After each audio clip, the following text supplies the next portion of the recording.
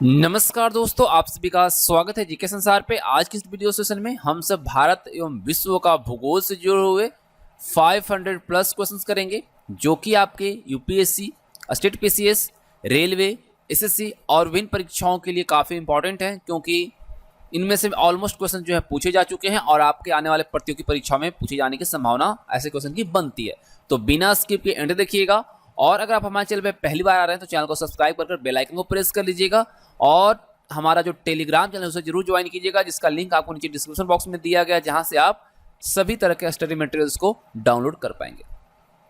पहला क्वेश्चन की तरफ हम बढ़ते हैं। क्षेत्रफल की दृष्टि से भारत का विश्व में कौन सा स्थान है? क्षेत्रफल की दृष्टि से भारत का जो विश्व में स्थान आता है वो कौन सा आता है? 7वां आता है, 7th। जनसंख्या की दृष्टि से भारत का विश्व में स्थान कौन सा है? दूसरा। ठीक है, दोनों चीजों को आपको याद रखना है। जनसंख्या की दृष्टि से दूसरे स्थान पे हमारा देश है, और क्षेत्रफल की दृष्टि से 7वां बड़ा देश है। भारत के उत्तर में कौन सा देश है? तो है चीन, नेपाल और भूटान। ठीक है, चीन, नेपाल और भूटान हमारे देश की कौन सा साइड में है? उत्तर साइड में, उत्तर दिशा में। ठीक है, भारत के पूर्व में कौन सा देश है? वो है बांग्लादेश। ठीक है, आप देख रहे हैं, अगर आप डायरेक्शन देखेंगे हमारे देश का तो नॉर्थ, साउथ, वेस्ट, ईस्ट। ठीक है, तो इस तरह का डायरेक्शन है। तो आप देखेंगे कि इस डायरेक्शन में क्या है? नेपाल है, भूटान है और चीन है। और वहीं पूर्व दिशा की बात की जाए ईस्ट की तरफ, इधर कौन सा है? बांग्लादेश है, जो कि बंगाल से लगा हुआ है, वेस्ट बंगाल से, है ना। और वहीं अगर हम पश्चिम में बात करें, यानी कि इस साइड में बात करें, तो ये पाकिस्तान है। ठीक है, याद रखिएगा इस चीज को। भारत के दक्षिण पश्चिम में कौन सा सागर है? दक्षिण पश्चिम में जो सागर है वो कौन सा सागर है भाई? वो है आपका अरब सागर। ठीक है, अरब सागर कौन सी दिशा में है? हमारे देश का दक्षिण पश्चिम में। भारत के दक्षिण पूर्व में कौन सा खाड़ी है? तो है बंगाल की खाड़ी। भारत के दक्षिण में कौन सा महासागर है? तो है हिंद महासागर। हिंद महासागर दक्षिण में है, और दक्षिण पश्चिम में जो है वो अरब सागर है। अगला क्वेश्चन करते हैं। पूर्वांचल की पहाड़ियां भारत को किस देश से अलग करती हैं? तो करता है म्यांमार से। ठीक है, किससे अलग करता है? म्यांमार से, जो कि पहले बर्मा के तौर पे जाना जाता था।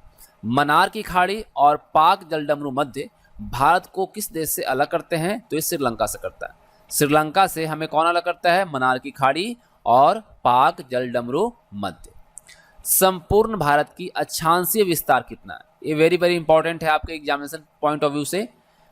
संपूर्ण भारत की अक्षांशीय विस्तार की अगर हम बात करते हैं तो 8 डिग्री 4 मिनट से लेकर 37 डिग्री 6 मिनट उत्तरी अक्षांश है। ठीक है, भारत के मध्य कौन सी रेखा गुजरती है? कर्क रेखा गुजरती है, 8 राज्यों से होकर गुजरती है। मित्र पर गमछा झार आप याद रख सकते हैं। चलिए, कौन कौन से वो राज्य हैं आगे हम उसका जरूर चर्चा करेंगे।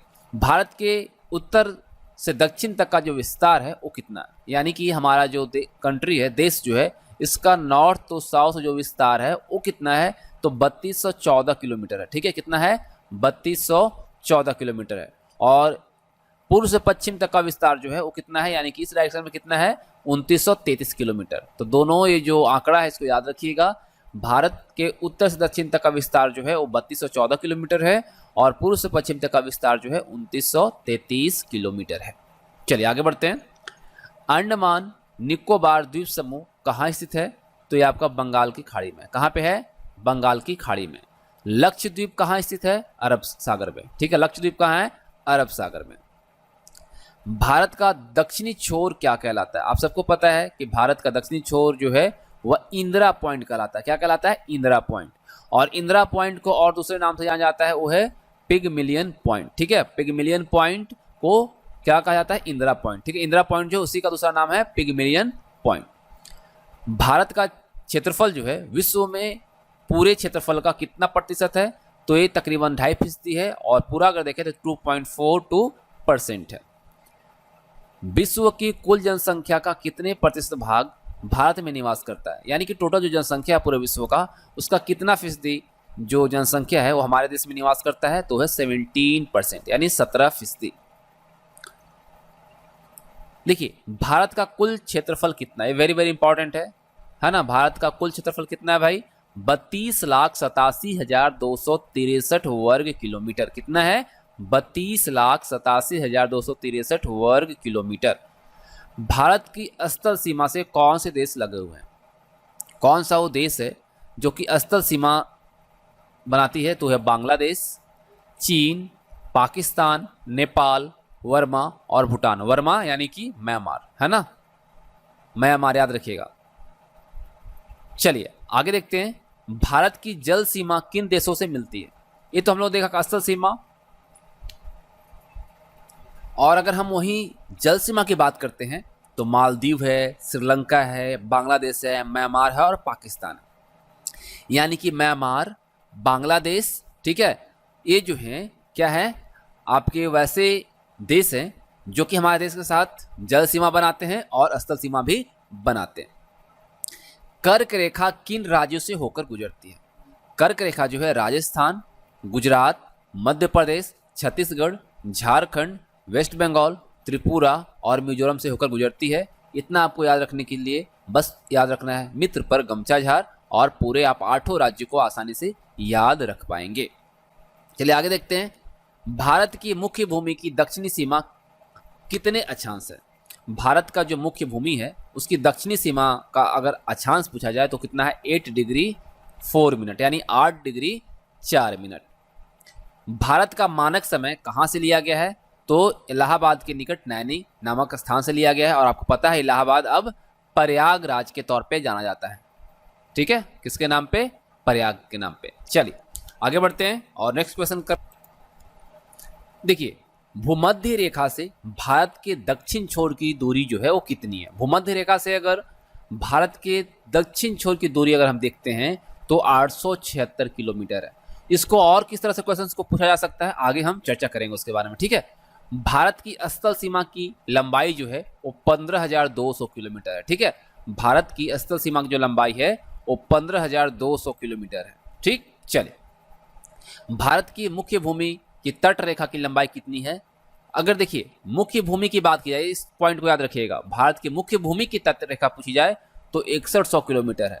लेकिन वहीं द्वीपों को ऐड करके पूछा जाए, द्वीप समूह को ऐड करके देखा जाए तो ये 7516 किलोमीटर हो जाता है, ठीक है। भारत के मुख्य भूमि की तट रेखा कितनी है, 6100 किलोमीटर, और कुल तट रेखा की अगर लंबाई पूछी जाए द्वीपों के सहित तो वह 7516 किलोमीटर है। संपूर्ण भारत के कितने प्रतिशत भाग पर पर्वत पहाड़ों का विस्तार है, तो यह है तकरीबन 29%, यानी कि 28.8%। भारत के तकरीबन 29% भाग पर पर्वत और पहाड़ियों का विस्तार है, ठीक है। संपूर्ण भारत के कितने क्षेत्रफल पर मैदानी विस्तार है, तो यह है 44%, 44%। भारत में समुद्र तट रेखा वाले राज्यों की संख्या कितनी है, तो है 9, ठीक है। कितने राज्य हैं, 9। किस राज्य की समुद्र तट रेखा सबसे लंबी है, तो है गुजरात की। याद रखिएगा हमारे देश में सबसे लंबी समुद्री तट जो है वो गुजरात में है। कर्क रेखा भारत के कितने राज्यों से होकर गुजरती है, तो है 8। हम लोगों ने अभी देखा 8 राज्यों से, ठीक है। मित्र पर गमछा झार, 8 राज्यों को आप आसानी से याद रख पाएंगे। भूमध्य रेखा के निकट कौन सा स्थान है, इंदिरा पॉइंट। भूमध्य रेखा के निकट जो स्थान है वो है इंदिरा पॉइंट। इंदिरा पॉइंट कहाँ स्थित है, देखिए हम लोगों ने देखा कि भूमध्य रेखा के निकट है, लेकिन इंदिरा पॉइंट है कहाँ, अंडमान निकोबार द्वीप समूह में। कहाँ है, अंडमान निकोबार द्वीप समूह में। किस राज्य की समुद्र तट रेखा सबसे छोटी है, तो सबसे छोटा अगर आपको राज्य पूछा जाए तो कौन सा है भाई, गोवा। तो याद रखिएगा सबसे छोटा समुद्री तट रेखा भी जो है वो गोवा में ही है, ठीक है। भारत की स्थल सीमा किस देश के साथ सबसे ज्यादा है, तो है बांग्लादेश के साथ। सबसे लंबा स्थलीय जो बाउंड्री है हमारे देश का वो बांग्लादेश के साथ लगता है। भारत का कौन सा भू आकृति भाग प्राचीन है, तो है प्रायद्वीपीय पठार। कौन सा है, प्रायद्वीपीय पठार। भारत के पूर्वी समुद्री तट को किस नाम से जाना जाता है, तो है कोरोमंडल तट। कोरोमंडल तट क्या है, भारत के पूर्वी समुद्री तट, ठीक है। कोंकण तट कहां से कहां तक स्थित है, तो ये गोवा से दमन तक है। गोवा से दमन तक का इसका विस्तार है। लक्षद्वीप समूह के द्वीपों की जो उत्पत्ति है वह किसके द्वारा हुई है, प्रवाल के द्वारा हुआ है। किसके द्वारा हुआ है, प्रवाल के द्वारा। न्यू मूर द्वीप कहाँ स्थित है, अंडमान सागर में। न्यू मूर के चलते किस देश के साथ हमारा विवाद है, इसको भी हम आगे देखेंगे। कौन सा द्वीप भारत और श्रीलंका के बीच में स्थित है, तो है रामेश्वरम में, ठीक है। याद रखिएगा कौन सा द्वीप भारत और श्रीलंका के बीच स्थित है तो है रामेश्वरम। चलिए आगे देखते हैं। लक्षद्वीप समूह में कुल द्वीपों की संख्या कितनी है तो है 36, जिसमें से कि 10 द्वीप पर मानव का निवास है, यानी कि इंसान रहते हैं। वैसे द्वीपों की संख्या 36 में से कितनी है, 10 है। भारत के किस स्थान को सफेद पानी के नाम से जाना जाता है तो है सियाचिन। और सियाचिन कहाँ है भाई, लद्दाख में। लद्दाख आपको पता है अब क्या है, केंद्र शासित प्रदेश है। जम्मू कश्मीर का वह हिस्सा जो चीन के अधिकार में है क्या कहलाता है। तो एक चीज पहले मैं कंफर्म कर दूं, अब जम्मू कश्मीर का हिस्सा नहीं है, क्योंकि लद्दाख जो है एक अलग यूटी बन गया है। तो ये लद्दाख का हिस्सा है जिसकी चाइना के अंदर आता है, चाइना इसको कब्जा में रखा है। तो यह है अक्साई चीन, ठीक है, याद रखिएगा अक्साई चीन। भारत में शीत मरुस्थल कौन सा है तो है लद्दाख, ठीक है, कौन सा है, लद्दाख। भारत की देशांतर स्थिति क्या है, देखिए देशांतर स्थिति की अगर हम बात करें, अक्षांश हम लोगों ने देखा, अब यहाँ पे देशांतर स्थिति पूछा गया जो कि 68 डिग्री 7 मिनट से लेकर 97 डिग्री 25 मिनट तक है, ठीक है, याद रखिएगा। चलिए भारत में कुल कितने केंद्र शासित प्रदेश हैं तो ये 7 नहीं है बल्कि 8 है। वेरी वेरी इंपॉर्टेंट है। आपको पता है कि 2 पहले से 7 तो हम सबको पता है, 2 नया यूटी बना था, जम्मू एंड कश्मीर और लद्दाख। लेकिन जिसके बाद आपको तो आप कहेंगे कि 9 हो गया, लेकिन दादर नगर हवेली और दमन दीव का विलय हो गया, यानी कि मर्ज कर दिया गया, मर्जर हो गया। तो उसके बाद कितने बचे, 8 बचे, ठीक है, 8 यूटी अभी हमारे देश में हैं। चलिए आगे बढ़ते हैं। किस देश के साथ न्यू मूर द्वीप के कारण भारत का विवाद है तो है बांग्लादेश। बांग्लादेश के साथ विवाद है, किसके लिए, न्यू मूर द्वीप के कारण। भारत किस गोलार्ध में स्थित है, उत्तरी गोलार्ध। भारत कौन से गोलार्ध में है, उत्तरी गोलार्ध में, ठीक है। चलिए केंद्र शासित प्रदेश दादर नगर हवेली भारत के किन प्रदेशों या किन राज्यों के बीच स्थित है तो है गुजरात व महाराष्ट्र के बीच। याद रखिएगा दादर नगर हवेली और दमन एंड दीव का क्या हुआ, मर्जर हो गया है, मर्ज कर गया है, और ये गुजरात और महाराष्ट्र के बीच में है। गुजरात और महाराष्ट्र में जो है कपास की अच्छी खेती होती है, क्योंकि यहाँ पे काली मिट्टी की प्रचुरता अधिक है, ठीक है। चलिए आगे बढ़े, चलिए आगे बढ़ते हैं और हम सब और क्वेश्चंस को देखते हैं। देखिए अगला पॉइंट जो कहता है किस राज्य को पहले नेफा के नाम से जाना जाता था तो है अरुणाचल प्रदेश। अरुणाचल प्रदेश को हम सब पहले नेफा के तौर पे जानते थे। केंद्र शासित प्रदेश अंडमान निकोबार द्वीप समूह की राजधानी पोर्ट ब्लेयर किस द्वीप पर स्थित है तो दक्षिण अंडमान द्वीप पर स्थित है। तो सबसे पहले तो आपको पता हो गया यहाँ से कि केंद्र शासित प्रदेश जो है अंडमान निकोबार द्वीप समूह, इसकी राजधानी कहाँ है, पोर्ट ब्लेयर है, और ये जिस द्वीप पर है वो है दक्षिण अंडमान।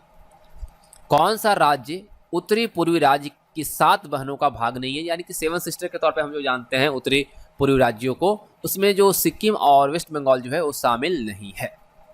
कौन सा महत्वपूर्ण अक्षांश भारत को 2 भागों में बांटता है तो है 23 डिग्री 3 मिनट उत्तर। याद रखिएगा 23 डिग्री 3 मिनट उत्तर जो है वह वैसा अक्षांश है जो कि हमारे देश को 2 भागों में विभक्त करता है, बांटता है। उत्तर भारत में उप हिमालय क्षेत्र के सहारे फैले समतल मैदान क्या कहलाते हैं तो ये कहलाता है भावर। कोरी निवेशिका कहाँ स्थित है तो ये कच्छ का रण में, और आपको पता है कच्छ का रण कहाँ है, गुजरात में है, और ये सबसे बड़ा जिला है, भारत का सबसे बड़ा जिला है, ठीक है, याद रखिएगा। कौन सा राज्य है भारत का जो 3 ओर बांग्लादेश से घिरा हुआ है, त्रिपुरा है, ठीक है, याद रखिएगा त्रिपुरा, यानी कि त्रिपुरा वैसा राज्य है जो कि बांग्लादेश के द्वारा 3 ओर से घिरा हुआ है। भारत के किस स्थान को मरुस्थल की राजधानी कहा जाता है तो है जैसलमेर। जैसलमेर कहाँ है भाई, राजस्थान में। अरावली और विंध्य श्रृंखलाओं के बीच कौन सा पठार है, मालवा का पठार, और मालवा का पठार आप सबको पता है ना, कहाँ पे है, अरावली और विंध्य श्रृंखलाओं के बीच।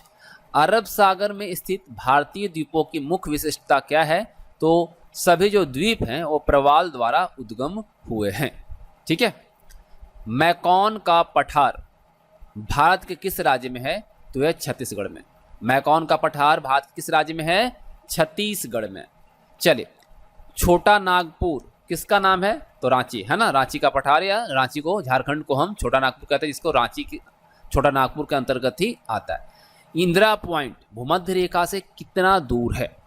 तो ये 876 किलोमीटर है। भारत और चीन की सीमा जो स्पर्श करने वाले पूर्वी भारतीय राज्य हैं वो कौन से हैं?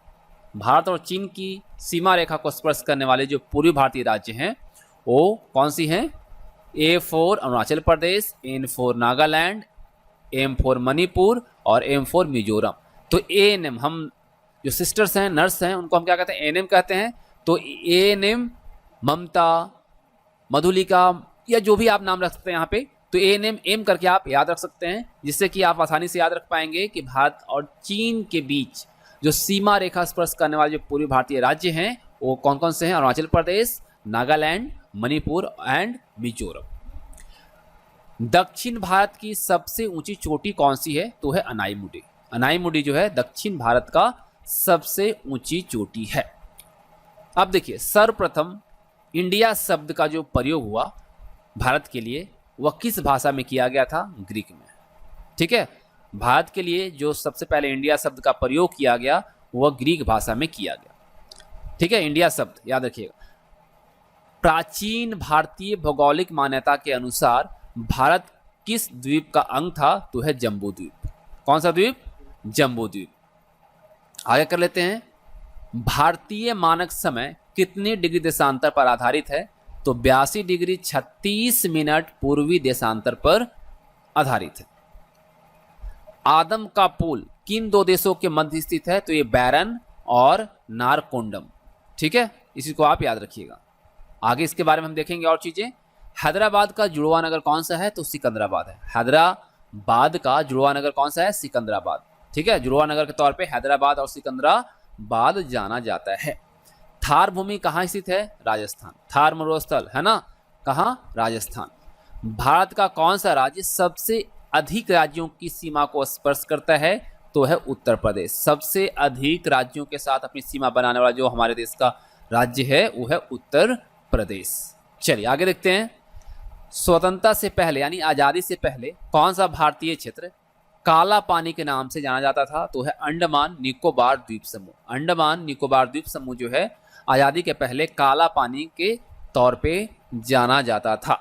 झांसी नगर भारत के किस राज्य में स्थित है? उत्तर प्रदेश। आप सबको पता होगा, खूब लड़ी मर्दानी व तो झांसी वाली रानी थी, है ना। चलिए, भारत की सबसे लंबी सुरंग पीर पंजाल सुरंग किस राज्य में है?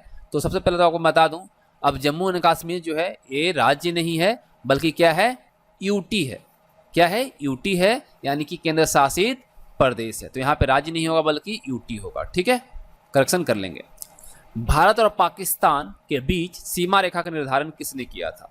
तो ये किया था सर सिरिल जॉन रेडक्लिफ ने। ठीक है, किसने किया था?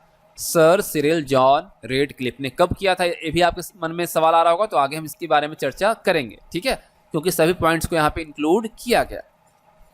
अगला पॉइंट कहता है कि भारत का कौन सा राज्य चीन, नेपाल और भूटान की सीमा को स्पर्श करता है? तो है सिक्किम। हम लोगों ने देखा कि हमारे देश के उत्तरी दिशा में चीन, नेपाल और भूटान है, जो कि किसके साथ अपनी सीमा को स्पर्श करता है? सिक्किम के साथ। सियाचिन ग्लेशियर भारत के किस केंद्र शासित प्रदेश में है? तो है आपका लद्दाख में। ठीक है, पहले जम्मू कश्मीर एक था लेकिन अब यूटी बन गया, उसके बाद ये लद्दाख के अंतर्गत आता है। क्लियर। चले, डंकन पास किसके मध्य स्थित है? डंकन पास जो है दक्षिण अंडमान और लिटिल अंडमान के बीच में है। डंकन पास कहाँ है? तो ये दक्षिण अंडमान और लिटिल अंडमान के बीच है। भारत की भूमि का सबसे उत्तरी भाग क्या कहलाता है? ये कहलाता है इंदिरा कॉल। और सबसे दक्षिणी बिंदु जो है वो क्या कहलाता है? इंदिरा पॉइंट। ठीक है, चलिए आगे बढ़ते हैं और कुछ इंपॉर्टेंट चीजों को हम इस पार्ट के अंदर कवर करते हैं। देखिए, भारत की मुख्य भूमि को रामेश्वरम द्वीप से कौन अलग करता है? तो यह आदम का पुल। हम लोगों ने देखा इसको, है ना। कौन सा है? आदम का पुल। दक्षिण गंगोत्री या दक्षिणी गंगोत्री जो है क्या है? तो अंटार्कटिका स्थित भारतीय वैज्ञानिक अनुसंधान केंद्र है। क्लियर, वेरी वेरी इंपॉर्टेंट है आपके लिए। क्षेत्रफल की दृष्टि से भारत के 3 बड़े राज्य का क्रम क्या है? क्रम यानी कि सीक्वेंस वाइज देखा जाए तो राजस्थान है पहले स्थान पे, दूसरे स्थान पे मध्य प्रदेश, तीसरे स्थान पे है महाराष्ट्र। किस के अकॉर्डिंग? क्षेत्रफल के अकॉर्डिंग, एरिया वाइज। ठीक है, आंध्र प्रदेश की पुरानी राजधानी कौन सी थी? कुरनूल था। ठीक है, कौन सा था? कुरनूल। सतपुड़ा की पहाड़ी किस राज्य में है? मध्य प्रदेश। और वर्तमान में राजधानी कहाँ है? अमरावती। ठीक है, आंध्र प्रदेश का। अंडमान निकोबार द्वीप समूह की सबसे ऊंची चोटी कौन सी है? तो है सैडल पीक। याद रखिएगा, सैडल पीक जो है अंडमान निकोबार द्वीप समूह की सबसे ऊंची चोटी है। मैंगलोर से कन्याकुमारी तक का तटीय क्षेत्र क्या कहलाता है? तो ये कहलाता है मालाबार तट। क्या कहलाता है? मालाबार तट। दक्कन का पठार किन राज्यों में स्थित है? तो यह महाराष्ट्र, मध्य प्रदेश, गुजरात, कर्नाटक और आंध्र प्रदेश में। फिर से एक बार मैं रिपीट करता हूं कि दक्कन का पठार जिस राज्य में स्थित है वो है महाराष्ट्र, मध्य प्रदेश, गुजरात, कर्नाटक और आंध्र प्रदेश। धारवाड़ का पठार किस राज्य में स्थित है? कर्नाटक में। नीलगिरी की पहाड़ियां किस राज्य में स्थित है? तमिलनाडु में। और आपको कमेंट करके बताना है कि नीलगिरी की पहाड़ियां किसके लिए फेमस है। अनाईमुडी नामक चोटी की ऊंचाई कितनी है? तो यह 2695 मीटर, 2695 मीटर। अरावली की पहाड़ियां किस राज्य में स्थित है? तो यह आपका राजस्थान में। अरावली की पहाड़ियां किस राज्य में है? राजस्थान में। ठीक है, चलिए आगे देखते हैं। अरावली के पूर्व की ओर कौन सी नदी निकलती है? अरावली के पूर्व की ओर जो नदी निकलती है वो नदी है बनास नदी। कौन सी नदी है? बनास नदी। कौन सी नदी असम और अरुणाचल प्रदेश के बीच सीमा बनाती है? तो है संकोसी नदी। याद रखिएगा, संकोसी नदी वो नदी है जो असम और अरुणाचल प्रदेश के बीच सीमा का निर्माण करती है। भूवैज्ञानिकों के अनुसार हिमालय पर्वत पहले क्या था? भूवैज्ञानिकों के अनुसार जो हिमालय पर्वत पहले था वो क्या था? टिथिस नामक समुद्र। क्या था? टिथिस नामक समुद्र था। चलिए आगे कर लेते हैं। भारत और पाकिस्तान के बीच सीमा लाइन का निर्माण किसने किया था भाई? Red Cliff. इसने किया था, सर सिरिल रेड क्लिफ ने किया था। और इसका निर्धारण जो है 15 अगस्त 1947 को किया गया था।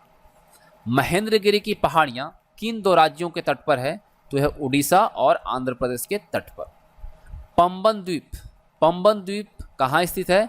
मन्नार की खाड़ी में। मन्नार की खाड़ी में पंबन द्वीप स्थित है। चलिए आगे कर लेते हैं। केंद्र शासित प्रदेशों में सबसे बड़ा पतन कौन सा है? तो यह है पोर्ट ब्लेयर। ठीक है, केंद्र शासित प्रदेशों में सबसे बड़ा जो पतन है वो है port Blair. Colaba point, Colaba आप सबको पता है कहाँ है? मुंबई महाराष्ट्र में, है ना। डुरंड रेखा किसको अलग करती है? किसके बीच है? मध्य, किसके मध्य है? तो यह भारत और अफगानिस्तान के मध्य। और कब निर्धारित किया गया था? 1896 में, 1896 में। वायु में आपेक्षिक आर्द्रता मापन हेतु कौन सा उपकरण इस्तेमाल होता है? हाइग्रोग्राफ। ठीक है, हाइग्रोग्राफ। रिएक्टर स्केल का प्रयोग किसके मापने में किया जाता है? तो ये क्या जाता है? भूकंप के झटके। अगर भूकंप का झटका आपको मापना है तो उसके लिए आपको रिएक्टर स्केल का प्रयोग करना होगा। भूकंप के एक ही समय पर आने वाले स्थानों को मिलाने वाली जो रेखा होती है वो होमोसिस्मल कहलाता है। याद रखिएगा, होमोसिस्मल क्या है? भूकंप के एक ही समय पर आने वाले स्थानों को मिलाने की जो रेखा है वो कहलाता है होमोसिस्मल। समान चुंबकीय झुकाव वाले स्थान को मिलाने वाली रेखा जो है आइसोगोनल कहलाती है। ठीक है, क्या कहलाती है? आइसोगोनल। सूर्य और पृथ्वी के मध्य न्यूनतम दूरी यानी कि कम दूरी जो होती है वह कब होती है? तो ये होता है 3 जनवरी को। 3 जनवरी को सूर्य और पृथ्वी की दूरी न्यूनतम होती है। सौर मंडल का दूसरा सबसे बड़ा ग्रह कौन सा है? तो यह शनि। सूर्य के सबसे दूर कौन सा ग्रह है? तो है वरुण। ठीक है, याद रखिएगा, वरुण है। सौर मंडल का जन्मदाता किसे कहा जाता है? सूर्य को कहा जाता है। सूर्य को क्या कहा जाता है? सौर मंडल का जन्मदाता। पृथ्वी की जुड़वा बहन कहे जाने वाले ग्रह का नाम क्या है? शुक्र। ठीक है, शुक्र को पृथ्वी का जुड़वा बहन भी कहा जाता है, साथ ही साथ सांझ का तारा और भोर का तारा भी कहा जाता है। सुमेकर लेवी धूमकेतु किस ग्रह से टकराया था? सुमेकर लेवी 9 धूमकेतु जो है वह बृहस्पति से टकराया था। किससे टकराया था? बृहस्पति से। पृथ्वी के केंद्र में पाया जाने वाला चुंबकीय पदार्थ कौन सा है? निकेल है। कौन सा है? निकेल है। रेडियो संचार में प्रेषण एंटीना द्वारा उत्सर्जित संकेत कहां से परिवर्तित होते हैं? तो ये आयन मंडल से होता है। कहां से होता है? आयन मंडल से होता है। 1 डिग्री देशांतर की सर्वाधिक दूरी कहां पर होगी?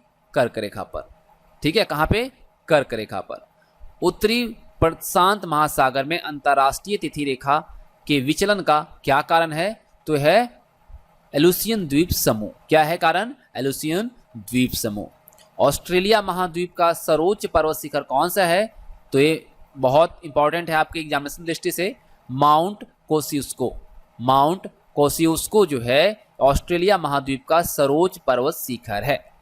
किस महाद्वीप को पठारी महाद्वीप कहते हैं? तो है अफ्रीका। ठीक है। एशिया महाद्वीप का सर्वोच्च पर्वत शिखर कौन सा है? तो है माउंट एवरेस्ट। कौन सा है? Mount Everest. महाद्वीप और महासागर किस श्रेणी के उच्चावच हैं? तो प्रथम श्रेणी। ठीक है। प्लेट विवर्तनिकी सिद्धांत का प्रतिपादन किसने किया था? तो किया था हैरी हैस ने। हैरी हैस के द्वारा प्लेट विवर्तनिकी सिद्धांत का प्रतिपादन किया गया था। संपूर्ण महासागरीय क्षेत्रफल के कितने प्रतिशत भाग पर महाद्वीपीय मग्न तट का विस्तार है?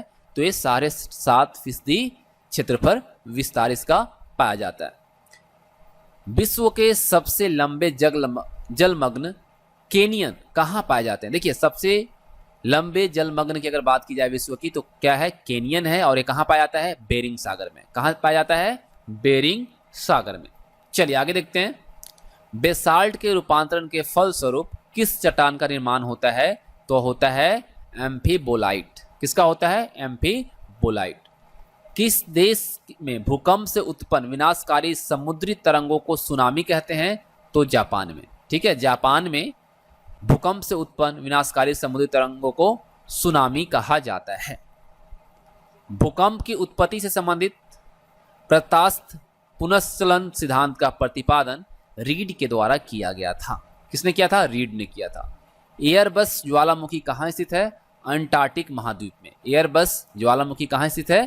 अंटार्कटिक महाद्वीप में। पृथ्वी की सतह के नीचे द्रवीभूत शैल क्या कहलाता है? मैग्मा कहलाता है। क्या कहलाता है? मैग्मा। दक्षिणी आल्प्स पर्वत श्रेणी कहाँ स्थित है? तो यह है न्यूजीलैंड में। वेलिंगटन इसका कैपिटल है। ठीक है। तकला माकन मरुभूमि किस देश में स्थित है? तो यह चीन में। कहाँ है? चीन। यू आकार की घाटी कहाँ पाई जाती है? तो यह हिमानी क्षेत्र में पाया जाता है। वेरी वेरी इंपॉर्टेंट क्वेश्चन सारे। ठीक है। सेशन को लाइक भी करते चलिएगा साथ साथ, और अपने दोस्तों के साथ शेयर भी कीजिएगा। सिर्फ का निर्माण किससे होता है? तो ये पवन से होता है, हवा से। क्वेश्चन कहता है कि पृथ्वी के वायुमंडल का कितना प्रतिशत भाग 29 किलोमीटर की ऊंचाई तक पाया जाता है? तो तकरीबन 97% है। वायु दाब कब सर्वाधिक होता है? जब वायु होती है ठंडी और शुष्क। ठंडी और शुष्क जब होगा तो वायु दाब जो होगा वह क्या होगा? सर्वाधिक होगा। प्रति चक्रवात में वायु दाब कहाँ अधिक होता है? तो सेंटर में होता है, केंद्र में होता है। किस प्रकार की वर्षा बिजली की चमक और बादलों की गरज के साथ होती है? तो वह वर्षा संवहनीय वर्षा कहलाता है। ठीक है। संवहनीय वर्षा वो वर्षा होती है जो बिजली की चमक और बादलों की गरज के साथ होती है। विक्टोरिया झील कहाँ स्थित है? तो ये पूर्वी अफ्रीका में। पृथ्वी पर समुद्र तल से सर्वाधिक नीची झील कौन सी है? तो यह मृत सागर। ठीक है। एंजिल जलप्रपात किस नदी पर स्थित है? ओरिनोको। याद रखिएगा, ओरिनोको नदी पर एंजिल जलप्रपात स्थित है। विश्व की सबसे बड़ी जहाजरानी नहर कौन सी है? तो है स्वेज नहर। ठीक है। वर्ष 2000 से 2005 की अवधि तक वन क्षेत्र का सर्वाधिक विनाश जहां देखा गया वह देश कौन सा है? इंडोनेशिया। इंडोनेशिया का कैपिटल आप सबको पता है, जकार्ता, है ना। चलिए अगला प्रश्न कहता है दक्षिण अफ्रीका में शीतोष्ण घास स्थलों को क्या कहा जाता है? पैम्पास। क्या कहलाता है? पैम्पास। जॉर्डन और इजराइल के मध्य कौन सा सागर है? मृत सागर।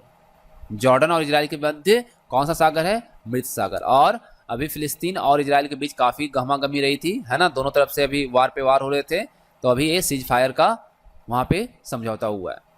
सारगोसा समुद्र किस महासागर में स्थित है? अटलांटिक महासागर में। ठीक है।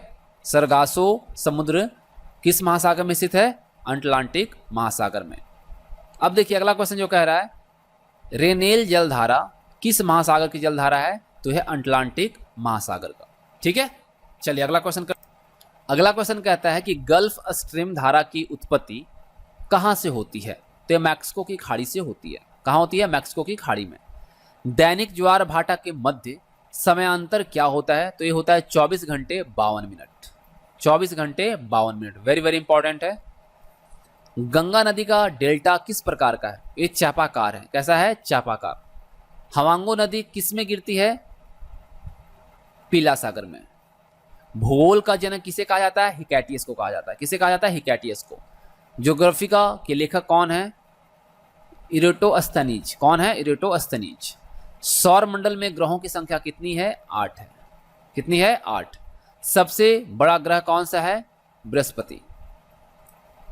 वे दो ग्रह जिनके उपग्रह नहीं है कौन कौन है? बुध और शुक्र। बुध और शुक्र वैसे ग्रह हैं जिनके कोई भी उपग्रह नहीं है। सूर्य के गिर्द परिक्रमा में कौन सा ग्रह अधिकतम समय लेता है? सूर्य की परिक्रमा करने में कौन सा ग्रह है जो अधिकतम समय लेता है? तो है नेपच्यून। सौर मंडल में क्षुद्र ग्रह छोटे खगोलीय पिंड है, वे किन दो ग्रहों के मध्य पाए जाते हैं? तो ये मंगल और बृहस्पति के मध्य पाया जाता है। पृथ्वी की जुड़वा बहन कहे जाने वाला ग्रह का नाम क्या है? हम लोगों ने देखा शुक्र है।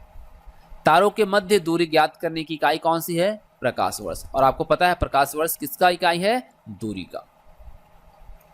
सबसे भारी ग्रह कौन सा है? वेरी वेरी इंपॉर्टेंट है, याद रखिएगा। सबसे भारी ग्रह जो है वह बृहस्पति है। कौन सा है? बृहस्पति है।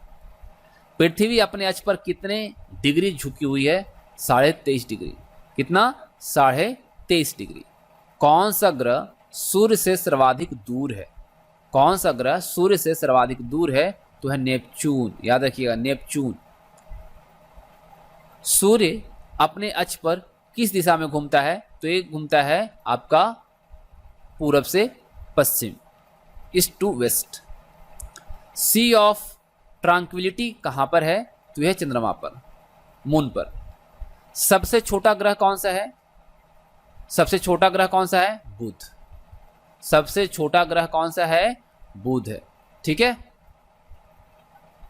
किसे सौर मंडल का जन्मदाता कहा जाता है? सूर्य को। सौर मंडल का सर्वाधिक गर्म ग्रह कौन सा है? शुक्र।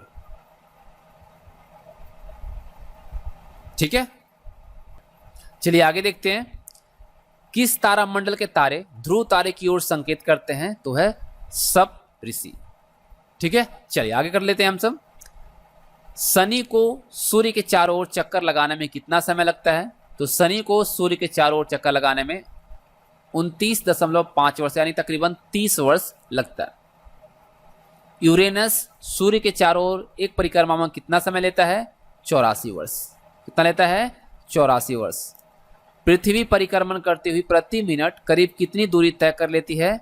49 किलोमीटर। याद रखिएगा, पृथ्वी परिक्रमण करते हुए प्रति मिनट 49 किलोमीटर की दूरी तय करती है। तारे का रंग किसका सूचक है? उसके ताप का, हीट का। कौन सा ग्रह हरे प्रकाश को उत्सर्जित करता है? तो है नेपच्यून। नेपच्यून कैसे रंग का प्रकाश को उत्सर्जित करता है? हरे रंग का। ठीक है। हमारी आकाशगंगा के केंद्र की परिक्रमा करने में सूर्य को कितना समय लगता है? 25 करोड़ वर्ष। ब्रह्मांड की उत्पत्ति का सर्वाधिक मान्य सिद्धांत कौन सा है? तो है बिग बैंग सिद्धांत, बिग बैंग थ्योरी। चलिए आगे देखते हैं। पृथ्वी की आकाशगंगा यानी गैलेक्सी जो है उसको क्या कहा जाता है? मंदाकिनी। क्या कहलाता है? मंदाकिनी। पृथ्वी की आकाशगंगा के सबसे शीतल और चमकीले तारों के समूह को हम क्या कहते हैं? ओरियन नेबुला कहते हैं। ये वेरी वेरी इंपॉर्टेंट है, आप इसे स्टार मार्क कर लीजिएगा और नोट भी कर लीजिएगा।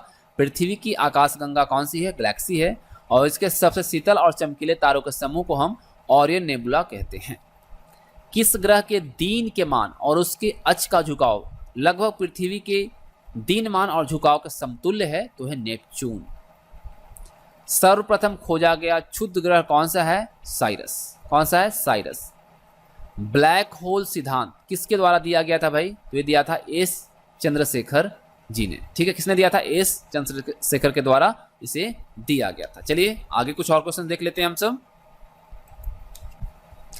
ब्रह्मांड का सबसे बड़ा तारा कौन सा है? ब्रह्मांड का सबसे बड़ा तारा जो है वो स्पाइनल ओरेगी है।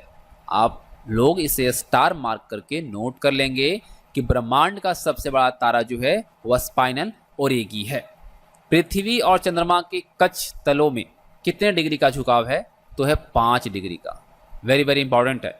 आकाश में सबसे चमकीला तारा कौन सा है? साइरस, जिसे हम डॉग स्टार कहते हैं। ठीक है। किस आकाशीय पिंड को पृथ्वी पुत्र कहा जाता है? देखिए याद रखिएगा, ये वेरी वेरी इंपॉर्टेंट है। कौन सा आकाशीय पिंड है जिसको हम पृथ्वी पुत्र के तौर पर जानते हैं? वो है मून, चंद्रमा। तारे के टिमटिमाने का कारण क्या है? प्रकाश का अपवर्तन। प्रकाश के अपवर्तन के कारण ही तारे हमें टिमटिमाते हुए प्रतीत होते हैं। किस घटना के कारण आकाश का रंग नीला प्रतीत होता है? तो होता है प्रकीर्णन के कारण। किसके कारण? प्रकीर्णन के कारण। एंड्रोमेडा हमारी आकाशगंगा से कितनी दूर है? तो 2.2 मिलियन प्रकाश वर्ष की दूरी पर स्थित है। सौर मंडल का कौन सा ग्रह सूर्य से निकटतम है? तो है बुध।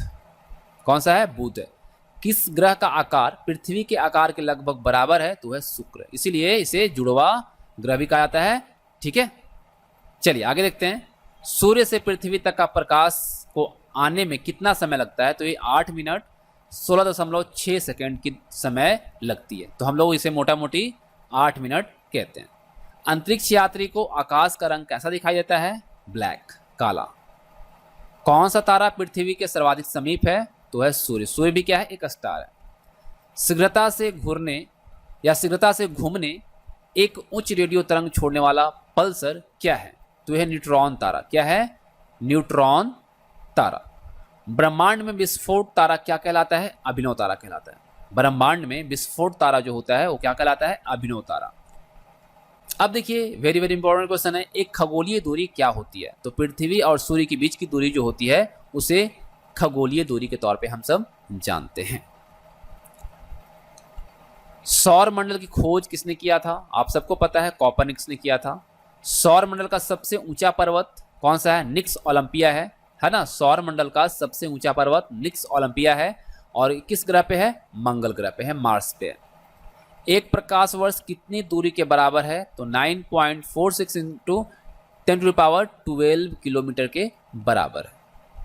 अब देखिए अगला क्वेश्चन क्या कहता है कि सूर्य के अपेक्षाकृत ठंडे भाग जिनका तापमान 1500 डिग्री सेल्सियस होता है क्या कहलाता है? तो ये कहलाता है सौर कलंक। क्या कहलाता है?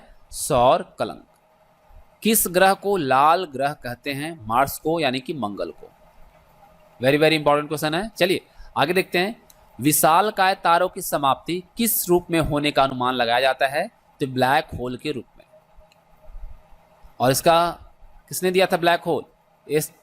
किसने? एस चंद्रशेखर ने। ठीक है, चलिए अब देखिए किस ग्रह के चारों ओर वलय यानी कि रिंग है? तो है शनि। शनि ग्रह का सबसे बड़ा उपग्रह कौन सा है? टाइटन। याद रखिए शनि का सबसे बड़ा उपग्रह कौन सा है? टाइटन है। और कौन सा ग्रह सर्वाधिक गैसों से घिरा हुआ है? तो है यूरेनस। किस ग्रह को लेटा हुआ ग्रह कहते हैं? यूरेनस को कहते हैं। याद रखिएगा यूरेनस को लेटा हुआ ग्रह कहा जाता है और ये जो है सर्वाधिक गैसों से घिरा हुआ है।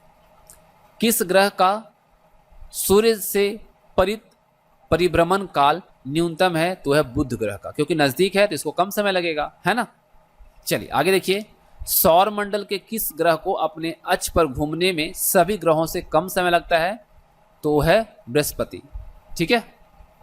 किस ग्रह का सूर्य के परिक्रमण काल जो है अधिकतम है? तो है नेपच्यून, क्योंकि दूरी पे है, सबसे दूरी पे है तो नेपच्यून ही होगा। चलिए पुच्छल तारे जिसको कॉमेट भी कहते हैं कि पुच्छ सदैव किस तरफ होती है? तो हमेशा याद रखिएगा सूर्य से दूर यानी विपरीत दिशा में होती है। ठीक है, इस चीज को आप जरूर याद रखिएगा। पार्थिव ग्रह कौन कौन से हैं? पार्थिव ग्रह जो हम कहते हैं वो बुध है, शुक्र है, पृथ्वी है और मंगल है। बुध, शुक्र, पृथ्वी और मंगल को हम पार्थिव ग्रह कहते हैं। सूर्य से सबसे दूर और निकट के ग्रह कौन कौन से हैं? तो देखिए सबसे दूर की बात अगर हम पहले करते हैं तो नेपच्यून, और सबसे निकट की बात करें तो बुध। प्लूटो क्या है? एक बौना ग्रह, इसको हम बौना ग्रह के तौर पे अब जानते हैं 2006 के बाद। किस ग्रह को सुबह का तारा कहा जाता है? शुक्र को। शाम का तारा और सुबह का तारा भी इसे कहा जाता है। किसको? शुक्र को। ठीक है, चलिए आगे क्वेश्चन करते हैं। देखिए अगला भी क्वेश्चन इसी तरह से है आपका। किस ग्रह को संध्या का तारा यानी शाम का तारा कहते हैं? तो ये शुक्र को कहते हैं। सुबह का तारा और शाम का तारा शुक्र को ही कहा जाता है। सौर मंडल का सबसे चमकीला ग्रह कौन सा है? शुक्र। सबसे कम घनत्व वाला कौन सा है? शनि। सबसे कम घनत्व वाला जो ग्रह है वो है शनि। अस्त होते हुए सूर्य के लाल वर्ण का होने का कारण क्या है? आप सब देखते होंगे जब सूर्य डूबता है, अस्त होता है, तो उस वक्त लाल दिखता है, तो पृथ्वी के वायुमंडल में प्रकाश का किरणन की वजह से ऐसा हमें दिखाई पड़ता है। पृथ्वी से चंद्रमा का कितना प्रतिशत भाग हम देख पाते हैं या दिखाई देता है? तो ये 57%, 57% जो भाग है वही हम देख पाते हैं पृथ्वी से चंद्रमा का। सूर्य से दूरी के क्रम में पृथ्वी का स्थान कौन सा है? तीसरा है। कौन सा है? तीसरा है। किस ग्रह को नीला ग्रह कहा जाता है? पृथ्वी को, क्योंकि पानी की प्रचुरता यहाँ पे है। यूरेनस ग्रह की खोज किसने की थी? विलियम हर्शेल ने। याद रखिएगा, यूरेनस का जो खोज है विलियम हर्शेल ने किया था। कौन से ग्रह पूर्व से पश्चिम की ओर परिक्रमा करते हैं? तो पूर्व से पश्चिम की ओर परिक्रमा करने वाले जो ग्रह हैं वो है शुक्र और यूरेनस। याद रखिएगा, शुक्र और यूरेनस वैसे ग्रह हैं जो कि पूर्व से पश्चिम की ओर परिक्रमा करते हैं। गैनीमीड किस ग्रह का उपग्रह है? तो यह बृहस्पति का। गैनीमीड जो है बृहस्पति का उपग्रह है। ठीक है, चलिए आगे क्वेश्चन देखते हैं हम सब। वेरी वेरी इंपॉर्टेंट क्वेश्चन सारे आपके सभी प्रतियोगी परीक्षाओं के लिए, तो आप बिना स्किप के एंड तक सेशन को देखिएगा और सेशन को लाइक भी करते चलिएगा साथ में। ठीक है, सूर्य का पृष्ठीय तापमान कितना आंका गया है? 6000 डिग्री सेल्सियस। सूर्य के रासायनिक मिश्रण में हाइड्रोजन का जो परसेंटेज है वो कितना है? 81%। ठीक है, 81% जो सूर्य के रासायनिक मिश्रण में है वो हाइड्रोजन है। किस ग्रह को सौंदर्य का देवता कहा जाता है? तो है शुक्र। देखिए, शुक्र को बहुत सारा उपनाम दिया गया है। सुबह का तारा, संध्या का तारा, शाम का तारा, सौंदर्य का देवता, है ना। ये सूर्य को कहा जाता है, शुक्र को कहा जाता है। ठीक है, किसे? शुक्र को। सौर मंडल का सबसे ठंडा ग्रह कौन सा है? नेपच्यून, दूरी होने के कारण। हेली पूछल तारा कितने वर्ष बाद नजर आता है? 76 वर्ष बाद। अब देखिए, हेली पूछल तारा को किस वर्ष देखे जाने की संभावना है? तो ये 2062 में देखे जाने की संभावना है। और अंतिम बार जो दिखाई दिया हेली पूछल तारा ये 1986 में दिखाई दिया, और इसके 76 साल बाद 2062 में दिखाई देने का इसका संभावना है।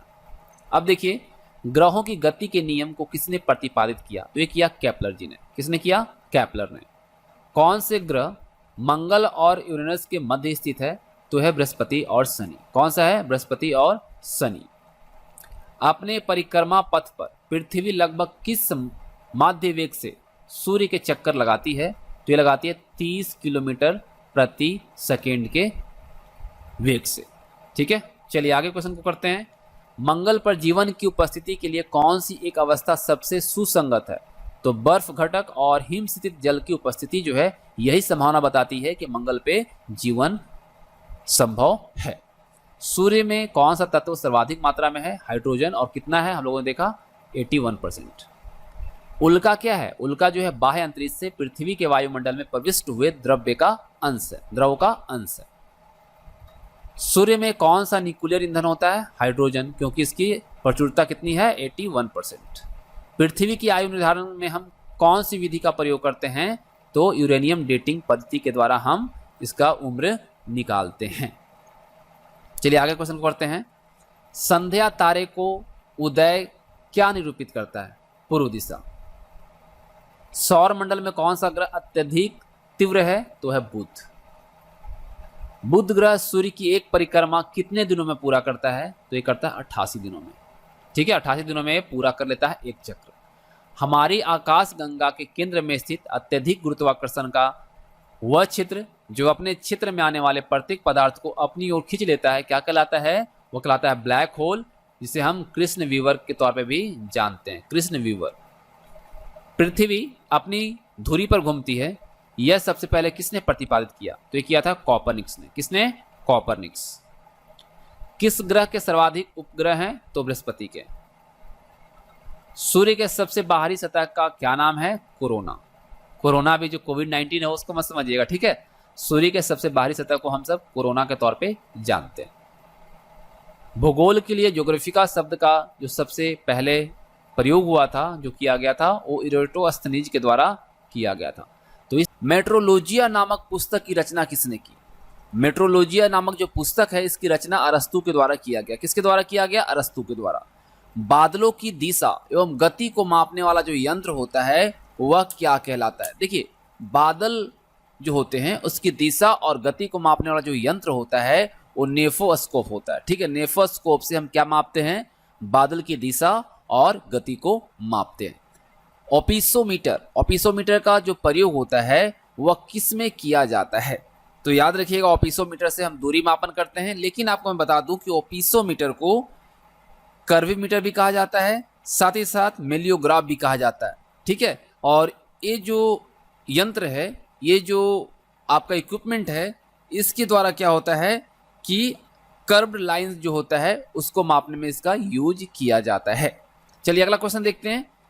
उच्च तापमान के मापन हेतु तो किस उपकरण का प्रयोग किया जाता है? तो पायरोमीटर। ठीक है, उच्च तापमान के मापन के लिए जिस उपकरण का हम इस्तेमाल करते हैं वो होता है पायरोमीटर। मानचित्र में वे रेखाएं जहां दाब सम हो वह क्या कहलाती है? समदाब रेखाएं। ठीक है, मानचित्र पर वर्षा का वितरण दिखाने के लिए किस रेखा का प्रयोग किया जाता है? आइसोहाइट। ठीक है, आइसोहाइट से हम क्या दिखाते हैं मानचित्र पर? मैप पर वर्षा का दिखाते हैं। ठीक है, वर्षा वितरण का। सूर्य और पृथ्वी के मध्य अधिकतम दूरी कब होती है? यानी कि सबसे ज्यादा, सबसे नजदीक नहीं बल्कि सबसे दूर पूछा है, तो ये होता है आपका 4 जुलाई को। कब होता है? 4 जुलाई को। और सबसे नजदीक कब होता है? 3 जनवरी को। ठीक है, चल। ओलंपिक्स मोनस सबसे बड़ा ज्वालामुखी कहां पर है? देखिए, ओलंपिक्स मोनस जो है ये क्या है? ज्वालामुखी है, सबसे बड़ा ज्वालामुखी। ये है आपका मंगल पर। कहां पे है? मार्स पर। ठीक है। नॉर्वे में रात्रि के समय सूर्य कब दिखाई देता है?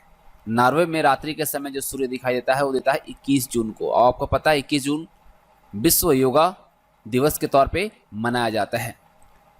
किस गैस की उपस्थिति के कारण वरुण ग्रह हरे रंग का दिखाई देता है? तो है मीथेन। मीथेन का फॉर्मूला क्या है? CH4। पृथ्वी के कुल द्रव्यमान का लगभग कितना प्रतिशत मेंटल में पाया जाता है? तो 68%। कितना? 68%। चलिए आगे क्वेश्चन करते हैं। पृथ्वी की 3 सकेंद्री परतों में ऊपर से दूसरी परत का नाम क्या है? तो है सीमा। क्या है? सीमा। पृथ्वी के ऊपरी ध्रुव और दक्षिणी ध्रुव को मिलाने वाली जो रेखा है वह क्या कहलाती है? देशांतर रेखा। याद रखिएगा, उत्तरी ध्रुव और दक्षिण ध्रुव को, नॉर्थ पोल और साउथ पोल को मिलाने वाली जो रेखा है वह देशांतर रेखा कहलाता है। देशांतरों की संख्या कितनी है? देखिए, देशांतरों की संख्या कितनी है? 360, 360। एक देशांतर को पार करने में 2 स्थानों के स्थानीय समय के बीच क्या अंतर होता है? 4 मिनट का। कितना होता है? 4 मिनट का। अंटार्कटिका महाद्वीप का सर्वोच्च पर्वत शिखर कौन सा है? ग्रेट बियर झील। याद रखिएगा, ये बहुत बहुत इंपॉर्टेंट है। अंटार्कटिका महाद्वीप का सर्वोच्च पर्वत शिखर जो है वह ग्रेट बियर झील है। अफ्रीका महाद्वीप की सबसे बड़ी झील कौन सी है? विक्टोरिया झील। अफ्रीका महाद्वीप की सबसे बड़ी झील जो है विक्टोरिया झील है। जावा और सुमात्रा जो द्वीप है वह किस देश में? इंडोनेशिया। इंडोनेशिया कैपिटल आप सबको पता है जकार्ता। प्लेट विवर्तनी के सिद्धांत किस वर्ष प्रस्तुत किया गया? ये किया गया 1960 में। कब किया गया? 1960 में। चलिए आगे देखते हैं। जलमग्न केनियन सर्वाधिक संख्या में किस महासागर में है? तो है आपका प्रशांत महासागर में। कहां पे है? प्रशांत महासागर में। गंभीर सागरीय मैदान का सर्वाधिक विस्तार किस महासागर में पाया जाता है? तो यह भी पाया जाता है कहां पे? प्रशांत महासागर में। क्लियर? चलिए, कोयला किस चट्टान में पाया जाता है? तो ये पाया जाता है परतदार जो चट्टान होते हैं उसमें पाया जाता है। डेक्कन ट्रैप सेल समूह किसके कारण बना? डेक्कन ट्रैप सेल समूह जो है वह किसके कारण बना है? तो ये बना है किसके कारण? बेसाल्ट उद्गार के कारण। पूर्व बेसाल्ट उद्गार के कारण। अंतरसागरीय भूकंपों द्वारा उत्पन्न समुद्री लहर को क्या कहा जाता है? सुनामी कहा जाता है। किस ज्वालामुखी में उद्गार होते रहते हैं? तो ये होता है जागृत ज्वालामुखी। किसमें? जागृत ज्वालामुखी जो एक्टिव वोल्केनो होता है उसमें। विश्व का सर्वाधिक ज्वालामुखी वाला क्षेत्र कौन सा है? तो ये वेरी वेरी इंपॉर्टेंट है। ठीक है, फिलिपाइन द्वीप समूह। फिलिपाइन द्वीप समूह जो है ये विश्व का सर्वाधिक ज्वालामुखी वाला क्षेत्र है। हिमालय की उत्पत्ति किस भूसंधि से हुई है? तो ये हुआ है टेथिस। विश्व की सबसे लंबी पर्वतमाला कौन सी है? तो है एंडीज। नदी के अपरदन से बनी स्थलाकृति क्या होती है? तो कहलाता है क्या? गॉर्ज। याद रखिएगा, नदी के अपरदन से बनी जो स्थलाकृति होती है वह गॉर्ज कहलाता है। लैपीज किस क्षेत्र से संबंधित स्थलाकृति है? कार्स्ट। मेघ गर्जन वायुमंडल की किस परत में होता है? हम सब अक्सर बादलों की आवाज़ सुनते हैं बरसात के मौसम में, तो वो जो गर्जन होता है वो क्षोभ मंडल में होता है। कहाँ पे होता है? क्षोभ मंडल के अंदर होता है। संचार उपग्रह किस वायुमंडल स्तर में स्थित होते हैं? तो ये होता है आयन मंडल में। कहाँ होता है? आयन मंडल में। ठीक है, चलिए और आगे प्रश्नों को अगला क्वेश्चन कहता है कि व्यापारिक पवनें कहाँ से चलती हैं? तो व्यापारिक पवनें जो हैं ये उपोष्ण उच्च दाब से चला करती हैं। प्रति चक्रवात किस क्षेत्र में कम उत्पन्न होते हैं? तो ये होता है भूमध्य रेखीय क्षेत्र में। विश्व में वार्षिक वर्षा का औसत कितना है? 100 सेंटीमीटर। विश्व की सबसे बड़ी मीठे जल की जो झील है आप सबको पता है कौन सा है? विक्टोरिया झील। ठीक है, कहाँ पे है? अफ्रीका महाद्वीप में। वेनु फॉस्फेन जलप्रपात किस देश में स्थित है? वेनु फॉस्फेन जलप्रपात नॉर्वे में है। कहाँ पे है? नॉर्वे में। ठीक है, चलिए। और नॉर्वे में रात्रि के समय सूर्य कब दिखाई देता है? 21 जून को। स्टॉकहोम और गोटेनबर्ग के मध्य स्थित नहर का नाम क्या है? गोटा। स्टॉकहोम और गोटेनबर्ग, गोटेनबर्ग गोटा याद रख सकते हैं, है ना। स्प्रूस, फर तथा चीर मुख्य रूप से कहाँ पाए जाते हैं? तो ये टैगा वन में पाया जाता है। कहाँ पे? टैगा वन में। साइबेरिया क्षेत्र में समशीतोष्ण कोणधारी वन को किस नाम से जाना जाता है? तो ये टैगा नाम से जाना जाता है। अगला क्वेश्चन है कि विश्व का सबसे छोटा महासागर कौन सा है? तो है आर्कटिक महासागर। ठीक है, विश्व का सबसे छोटा महासागर आर्कटिक महासागर है। महासागरों की सर्वाधिक गहराई कितनी है? और ये आपको बताना है मीटर में, तो 11,033 मीटर है। ठीक है, महासागर की सर्वाधिक जो गहराई है, सबसे ज़्यादा डेप्थ है, वो 11,033 मीटर है। अगला क्वेश्चन करते हैं, हम्बोल्ट जलधारा किस तट के पास बहती है? हम्बोल्ट जलधारा जो है ये दक्षिण अमेरिका के पश्चिमी तट के पास बहती है। किस द्वीप के द्वारा अगुलहास जलधारा 2 भागों में विभक्त हो जाती है? तो यह मेडागास्कर। याद रखिएगा, मेडागास्कर के कारण। ठीक है, अगला क्वेश्चन है El Nino effect. El Nino effect जो है किसके साथ घनिष्ठ रूप से संबंधित है? तो यह विषुवतीय प्रतिधारा के साथ। विश्व में सबसे ऊंचा ज्वार कहाँ आता है? ये आता है फंडी की खाड़ी में। कहाँ आता है? फंडी की खाड़ी में। महासागरों में उठने वाले ज्वार भाटा का क्या कारण है? तो यह चंद्रमा का प्रभाव। महासागर में जो उठने वाले ज्वार भाटा का जो कारण है वो चंद्रमा का इफेक्ट है, प्रभाव है। ज्वार भाटा की उत्पत्ति के संबंध में प्रगामी तरंग सिद्धांत का प्रतिपादन किसने किया? तो ये किया है विलियम वेवेल। किसने किया है? William Wavell. फ्रांसीसी वैज्ञानिक बफन ने पृथ्वी के इतिहास को कितने विभिन्न युगों में प्रस्तुत किया है? तो ये किया है 7 में। सर्वप्रथम पृथ्वी के इतिहास को किन बड़े भागों में विभाजित किया गया? तो ये किया गया कल्प, जिसको हम एरा के तौर पे जानते हैं। प्रत्येक कल्प को क्रमिक रूप से किस में विभक्त किया गया? एपॉच यानी युग में। ठीक है, चलिए आगे देखते हैं। प्रत्येक युग को किन उप विभागों में रखा गया? तो ये पीरियड्स यानी कि शक में। ठीक है, अब देखिए सोनोजोइक, मोसोजोइक, प्रोटोजोइक और साथ ही साथ आर्कियोजोइक जो है ये वर्ग किससे संबंधित है? शक से संबंधित है। याद रखिएगा, ये सोनोजोइक, मोसोजोइक, प्रोटोजोइक और आर्कियोजोइक वर्ग जो है ये शक से संबंधित है।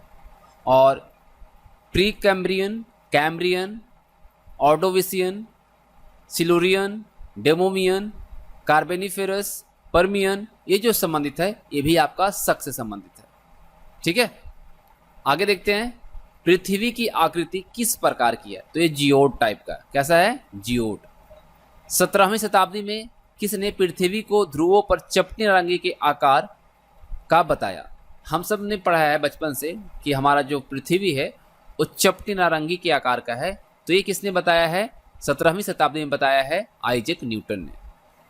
सन 1903 में किसने पृथ्वी को नाशपाती के आकार का घोषित किया? तो ये किया जेम्स जीन्स। देखिए 17वीं शताब्दी में हमें पता चला था कि पृथ्वी को ध्रुवों पर चपटी नारंगी के आकार का जो बताया था वो आइजैक न्यूटन ने बताया था, लेकिन नाशपाती के आकार का जो घोषित किया गया 1903 में, वह जेम्स जीन्स के द्वारा किया गया। 572 से लेकर 500 ईसा पूर्व तक सर्वप्रथम किसने पृथ्वी को गोलाकार बताया? ये बताया पाइथागोरस। ठीक है, पाइथागोरस थ्योरम हम सब पढ़ते हैं ना, तो पाइथागोरस ने बताया कि पृथ्वी गोलाकार है। पृथ्वी की ध्रुवीय, ठीक है, पृथ्वी की ध्रुवीय परिधि कितनी होती है? ध्रुवीय परिधि अगर हम देखें तो ये होता है कितना? 40,008 किलोमीटर, 40,008 किलोमीटर। और विषुवतीय रेखीय परिधि की अगर हम बात करते हैं पृथ्वी की, तो ये 40,075 किलोमीटर होता है। पृथ्वी का द्रव्यमान कितना होता है? 5.97 इंटू 10⁻24 टन। पृथ्वी का जलीय भाग कितना है? तो है 71%। पृथ्वी का जलीय भाग कितना है? 71। अगला क्वेश्चन देखिए, पृथ्वी का स्थलीय भाग कितना है? हम लोग देखा कि जलीय भाग कितना है? 71%। तो बाकी जो बचा 29% ये क्या है? पृथ्वी का स्थलीय भाग है। पृथ्वी का आयतन कितना है? तो यह है 10.83 इंटू 10⁻11 किलोमीटर। पानी के घनत्व के सापेक्ष पृथ्वी का औसत घनत्व कितना है? तो यह है 5.52। पृथ्वी की अनुमानित आयु कितनी है? तो यह है 4.6 बिलियन वर्ष। पृथ्वी का धरातल क्षेत्रफल कितना है? देखिए, धरातलीय मतलब धरातल वाली जो क्षेत्रफल है पृथ्वी का, एरिया जो है वो 51.1 करोड़ वर्ग किलोमीटर है। पृथ्वी द्वारा सूर्य की पूर्ण परिक्रमा किया जाना किस गति का स्वरूप है? तो यह परिक्रमण। याद रखिएगा, पृथ्वी द्वारा जो सूर्य का पूर्ण परिक्रमा होता है उसको हम परिक्रमण गति कहते हैं। और पृथ्वी की परिक्रमण गति को अन्य नाम से जो हम जानते हैं वो जानते हैं वार्षिक गति। ठीक है, क्या जानते हैं? वार्षिक गति। और ये क्या होता है? 365 दिन, ठीक है, 6 घंटा, है ना। और ये 4 वर्षों में क्या हो जाता है? लीप वर्ष हो जाता है, आप सब जानते हैं। तो ये 366 दिन का हो जाता है। ठीक है, याद रखिएगा इस चीज को। चलिए आगे बढ़ते हैं। पृथ्वी की किस गति के कारण दिन और रात होते हैं? तो ये होता है घूर्णन गति। इस क्वेश्चन को ना 100 टाइम्स से ऊपर पूछा गया हर एक प्रतियोगी परीक्षाओं में। पृथ्वी की घूर्णन गति के कारण दिन और रात होते हैं। पृथ्वी की घूर्णन गति को अन्य किस नाम से जानते हैं? दैनिक गति। देखिए, अगर आपको कंफ्यूज करना चाहे एग्जामिनर तो आपको घूर्णन गति, दैनिक गति, है ना, इस वार्षिक गति, ये सब मेंशन कर सकता है। तो याद रखिए, घूर्णन गति और दैनिक गति दोनों सेम है। ठीक है। पृथ्वी की सूर्य से न्यूनतम दूरी कितनी है? तो यह है 14.70 करोड़ किलोमीटर। पृथ्वी की सूर्य से अधिकतम दूरी कितनी है? हम लोगों ने देखा न्यूनतम यानी कि मिनिमम। मैक्सिमम अगर देखा जाए तो 15.21 करोड़ किलोमीटर है पृथ्वी से सूर्य की अधिकतम दूरी। पृथ्वी की सूर्य से माध्य दूरी कितनी है? तो यह है 14.96 करोड़ मीटर। ठीक है, चलिए आगे देखते हैं। सूर्य जो है और पृथ्वी का जो अत्यधिक पास होना जो होता है वह क्या कहलाता है? ये कहलाता है उपसौर। और ये कब होता है? 3 जनवरी को, है ना। उपसौर की स्थिति कब होती है? 3 जनवरी को। ठीक है, और इसमें क्या होता है? पृथ्वी और सूर्य अत्यधिक पास हो जाते हैं। और पृथ्वी का सूर्य से अधिकतम दूरी पर होना क्या कहलाता है? अपसौर कहलाता है। और ये स्थिति कब आती है? 4 जुलाई को आती है। ठीक है। पृथ्वी से चंद्रमा की दूरी कितनी है? तो 3,84,000 किलोमीटर है। पृथ्वी से चंद्रमा की जो दूरी है वो 3,84,000 किलोमीटर है। पृथ्वी की अपभू स्थिति कब होती है? 3 जुलाई। पृथ्वी की उपभू स्थिति कब होती है? 3 जनवरी। ठीक है, याद रखिएगा इस चीज को। आगे देखते हैं। विषुवत रेखा पर घूर्णन गति कितनी है? तो यह आपका 0। ठीक है, कितना है? 0। पृथ्वी के अपने अक्ष पर घूमते हुए घूर्णन से कौन सा बल उत्पन्न होता है? तो ये होता है अपकेंद्रीय बल। कौन सा? अपकेंद्रीय बल। उत्तरी ध्रुव पर ध्रुवीय तारा हमेशा कितने डिग्री कोण पर देखा जा सकता है? 90 डिग्री। ठीक है, चलिए आगे बढ़ते हैं। सागर की सतह पर जहाज हमेशा क्रमशः किस ओर बढ़ता प्रतीत होता है? तो ये नीचे की ओर। ठीक है, सागर में अगर आप देखेंगे तो जहाज जो है हमेशा आपको नीचे की ओर जाता प्रतीत होता है। 1851 में किस फ्रांसीसी भौतिकविद ने पृथ्वी के घूर्णन की वास्तविक तस्वीर को सार्वजनिक रूप से प्रस्तुत किया था? तो वह शख्स थे जीन बर्नार्ड लियोन फौकॉल्ट।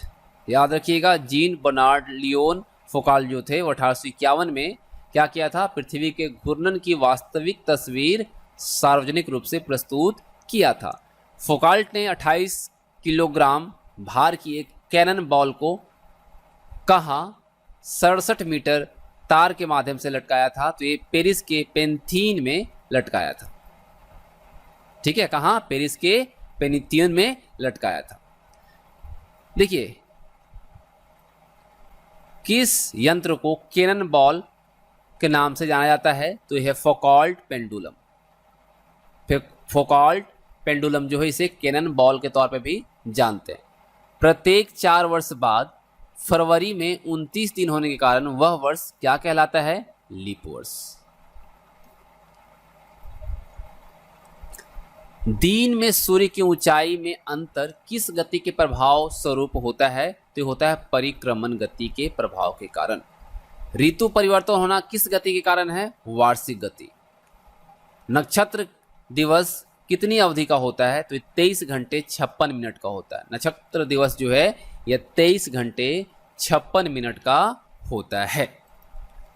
अगला क्वेश्चन देखिए, सौर दिवस की अवधि कितनी होती है? तो ये होता है 24 घंटे का। कितना? 24 घंटे। 23 सितंबर वाली स्थिति को क्या कहा जाता है? तो ये कहा जाता है शरद विषुव। और 21 मार्च वाली स्थिति को क्या कहा जाता है? बसंत विषुव। ये दोनों मोस्ट इंपॉर्टेंट है आपके एग्जामिनेशन पॉइंट ऑफ व्यू से, इसे नोट कर लीजिएगा। कहाँ पर दिन और रात बराबर होते हैं? तो ये होता है विषुवत रेखा पर। विषुवत रेखा पर दिन और रात दोनों बराबर होते हैं। 21 मार्च से 23 सितंबर तक उत्तरी ध्रुव पर कितने दिन या फिर ध्रुव पर दिन की अवधि कितनी होती है? देखिए, 21 मार्च से लेकर 23 सितंबर तक जो नॉर्थ पोल है उसमें दिन की जो अवधि होती है, यानी कि जो दिन होगा वो 6 महीने का होगा। कितने का? 6 महीने का। और रात की अवधि कितने का होगा? 6 महीने का होगा। दोनों सेम होगा। ठीक है, अब देखिए अगला क्वेश्चन है कि पृथ्वी के सभी स्थानों पर दिन और रात की अवधि सम अगर देखा जाए 12 घंटे, तो ये होता है कब? 21 मार्च और 23 सितंबर को। पृथ्वी के सभी स्थानों पर दिन और रात की अवधि समान होता है, 12 घंटे दिन और 12 घंटे रात का। वो 21 मार्च को होता है और 23 सितंबर को होता है। सूर्य की 21 जून की स्थिति को क्या कहा जाता है? याद रखिएगा, 21 जून सबसे याद रखना आपको क्या? विश्व योगा डे। ठीक है, विश्व योगा दिवस। और 21 जून की स्थिति को हम जो कहते हैं वो कहते हैं कर्क संक्रांति। सूर्य की 21 जून की स्थिति को हम कर्क संक्रांति के तौर पे जानते हैं। और सूर्य की 22 दिसंबर की स्थिति को हम मकर संक्रांति के तौर पे जानते हैं। ठीक है, क्लियर? चलिए अब देखिए, अक्षांश रेखाएं कितने डिग्री तक होती है? तो ये 0 से 900 डिग्री तक होता है। दो अक्षांशों के बीच की दूरी कितनी होती है? तो होता है 111 किलोमीटर। दो अक्षांशों के बीच की दूरी कितनी होती है? 111 किलोमीटर। 0 डिग्री देशांतर जो रेखा होता है वह किस स्थान से गुजरता है? तो ये ग्रीनविच इंग्लैंड से गुजरता है। आप सबको पता होना चाहिए। ठीक है, 0 डिग्री देशांतर रेखा ग्रीनविच इंग्लैंड से गुजरता है। विषुवत वृत्त के समानांतर खींचे गए वृत्तों को क्या कहते हैं? लघु वृत्त कहते हैं। ठीक है, याद रखिएगा, विषुवत वृत्त के समांतर खींचे गए वृत्तों को हम लघु वृत्त कहते हैं। वृहद वृत्त किसे माना जाता है? भूमध्य रेखा को।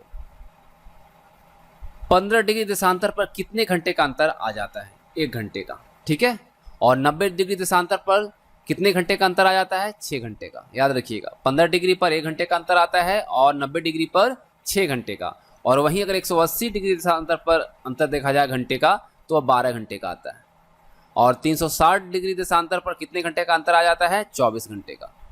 15 डिग्री देशांतर पर 1 घंटा, 90 पर 6 घंटा, 180 पर 12 घंटा और 360 पे 24 घंटा। ठीक है, चलिए, किसी एक मानक समय वाले क्षेत्र को क्या कहा जाता है? समय जोन, टाइम जोन। ठीक है, पृथ्वी के उत्तरी और दक्षिणी ध्रुव के केंद्र से गुजरने वाली जो काल्पनिक रेखा है वह क्या कहलाती है? अक्ष कहलाता है। ठीक है, एक्सिस। ग्रीनविच जो कि लंदन में है, इससे पूरब की तरफ जाने पर प्रति देशांतर कितना समय बढ़ता है? 4 मिनट। ठीक है, याद रखिएगा, ग्रीनविच से पूरब की ओर आप जाएंगे तो प्रति देशांतर जो समय बढ़ेगा आपका वो 4 मिनट बढ़ जाएगा। अमेरिका में कितने समय जोन की व्यवस्था की गई है? तो 7। रूस में कितने समय जोन की व्यवस्था की गई है? 9। और ऑस्ट्रेलिया में कितने समय जोन की व्यवस्था की गई है? 3। 82.5 डिग्री पूर्वी देशांतर से होकर गुजरती है शंकरगढ़ किला, जो कि कहाँ है? मिर्जापुर, यूपी में। शंकरगढ़ में किसका निर्धारण होता है? भारतीय मानक समय का। अब देखिए, कितने समय में चंद्रमा पृथ्वी की एक परिक्रमा पूर्ण करता है? तो लगभग 1 महीना लग जाता है। सबसे पुराना ज्ञात कैलेंडर कब का है? तो यह है 80 ईसा पूर्व का। अब अगला क्वेश्चन कहता है कि सबसे पहला यूरोपियन कैलेंडर किस वर्ष पर आधारित है? तो ये चंद्र कलाओं पर आधारित है। ठीक है, किस पे? चंद्र कलाओं पे। एक वर्ष में कितने माह होते हैं? तो ये आप याद रखिएगा, हम सबको पता है एक वर्ष में कितने माह होते हैं?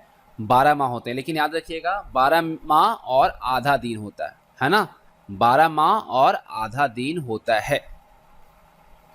प्रत्येक चौथे वर्ष को क्या कहते हैं? अधिवर्ष। प्रत्येक चौथे वर्ष को हम अधिवर्ष यानी कि लीप ईयर कहते हैं। महीनों को ऋतु के अनुसार व्यवस्थित करने का तर्क किसने दिया? हम सबको पता है कि अभी ग्रीष्म है, फिर वर्षा ऋतु आएगी, तो ये जो बांटा गया, इसको जो व्यवस्थित ढंग से रखा गया महीनों को, वो किसका तर्क है? तो ये दिया था जूलियस सीजर ने। किसने? जूलियस सीजर ने। ठीक है, चलिए आगे देखते हैं। जूलियन कैलेंडर कब से बनाया गया? तो ये बनाया गया 48 ईसा पूर्व से। कब? 48 ईसा पूर्व से। ग्रेगोरियन कैलेंडर को ग्रेट ब्रिटेन ने कब स्वीकार किया? 1752 में। कब किया? 1752 में। ठीक है, ग्रेगोरियन जो कैलेंडर है इसको ग्रेट ब्रिटेन के द्वारा 1752 में स्वीकार किया गया। ग्रेगोरियन कैलेंडर को सोवियत रूस ने कब स्वीकार किया? 1918 में, बहुत समय बाद। ठीक है, ग्रेगोरियन कैलेंडर को ग्रीस ने कब स्वीकार किया? 1923 में। एक कैलेंडर वर्ष की गणना किस आधार पर नियमित की जाती है? तो ये लीप वर्ष। ठीक है, जिसे हम अधिवर्ष भी कहते हैं। इजराइल का आधिकारिक कैलेंडर कौन सा है? यहूदी कैलेंडर। अभी इजराइल काफी चर्चा में रहा था, इजराइल और फिलिस्तीन को लेकर, है ना? तो याद रखिएगा, इजराइल का जो आधिकारिक कैलेंडर है वह यहूदी कैलेंडर है। यहूदी कैलेंडर का प्रारंभ कब से हुआ? तो ये 3761 ईसा पूर्व। ठीक है,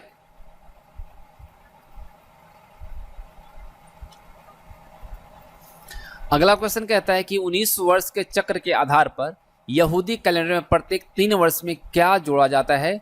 1 माह को जोड़ दिया जाता है। यहूदी कैलेंडर की तारीख को किस प्रकार निर्दिष्ट किया जाता है? एडी और बीसीई, बिफोर द कॉमन इरा। आप ये देख रहे ना, बीसीई ये है बिफोर द कॉमन इरा। इसका तात्पर्य क्या है? सामान्य युग से पहले। ठीक है, इस्लामिक कैलेंडर किस प्रकार का है? तो यह चंद्र पंचांग। याद रखिएगा, इस्लामिक कैलेंडर जो होता है वो किस प्रकार का है? चंद्र पंचांग। चंद्र पंचांग का जो प्रारंभ है वो हुआ था 622 ईस्वी में। कब हुआ था? 622 ईस्वी में। 622 ईस्वी में पैगंबर मोहम्मद ने मक्का से कहां प्रस्थान किया था? मदीना। ये काफी होली प्लेस है इस्लाम के लिए, है ना? चलिए आगे देखते हैं। मुस्लिम पंचांग कितने माह का होता है? तो 12 चंद्र माह का।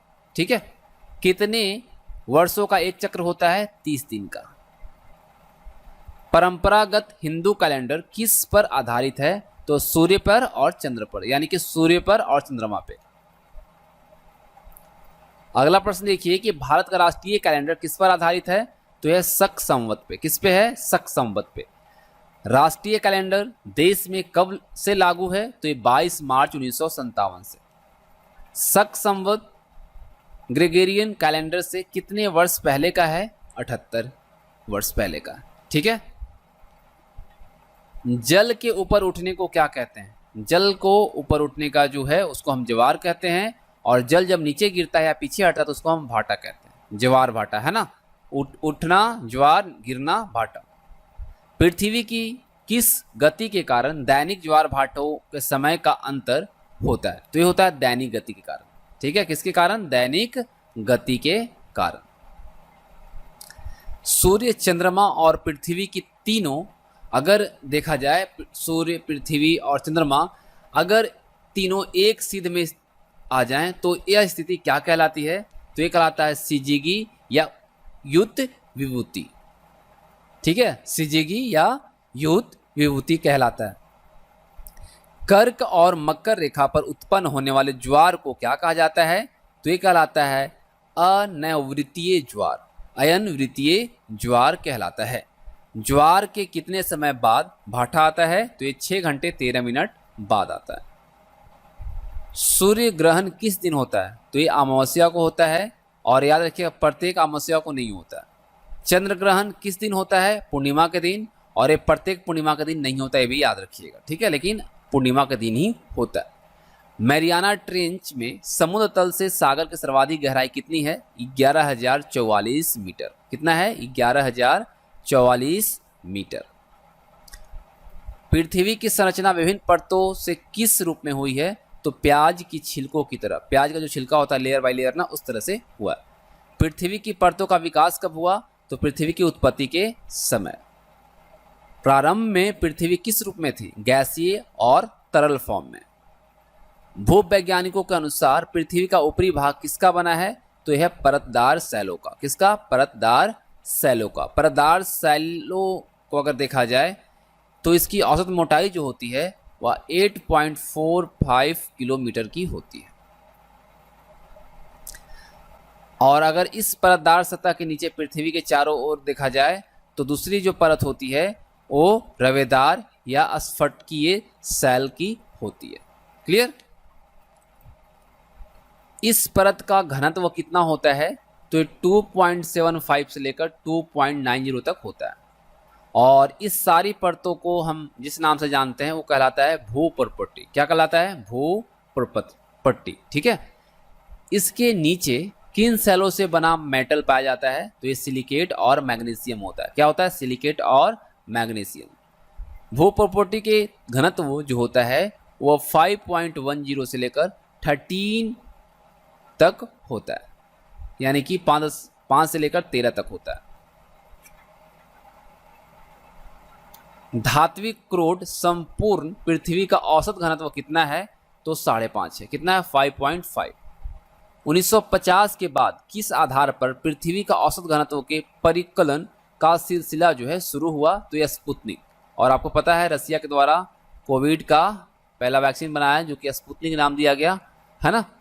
पृथ्वी की प्रत्येक 100 मीटर की गहराई पर जाने पर औसत तापमान किस दर से बढ़ता है? ये बढ़ता है 30 डिग्री सेल्सियस के दर पे।